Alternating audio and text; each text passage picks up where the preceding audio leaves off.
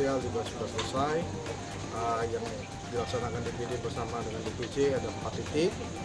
Minggu lalu ada di Palembang, kemudian di Banyuasin, terus hari Sabtu kemarin ada di Oki, dan tadi pagi ada di Banyuasin, dan alhamdulillah semua sudah berjalan. Dan terakhir lomba yang dilaksanakan pada hari ini, lomba barista, dan alhamdulillah juga sudah berhasil dijalankan dengan baik, dan kita sudah ada pemenangnya. Ini menarik sekali lomba barista, kenapa seperti apa Pak karya mereka nih Pak?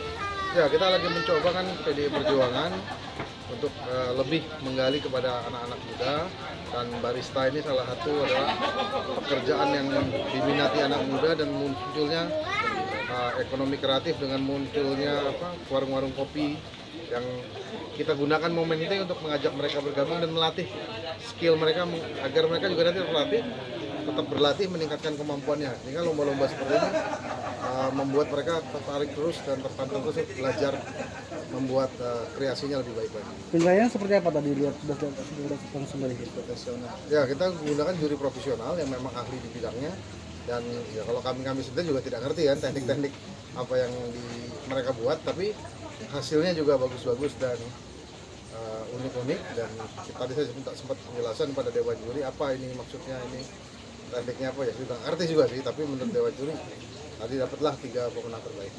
Pemenang dari lomba yang lain akan dibina Pak Owen ke depan? Ya, artinya kan kita sudah memberikan tempat ruang, tentunya mereka ke depan menjadi bagian dari kita. Kalau mereka berminat bergabung apa, silakan kita terima dengan baik. Tapi dibina terus ya? Ya.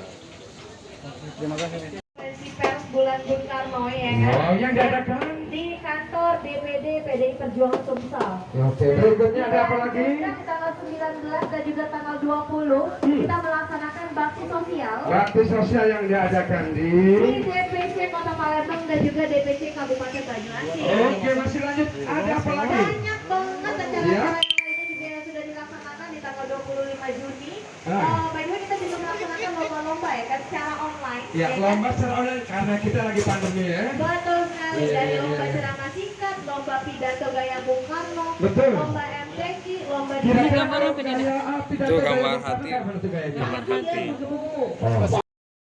Oh.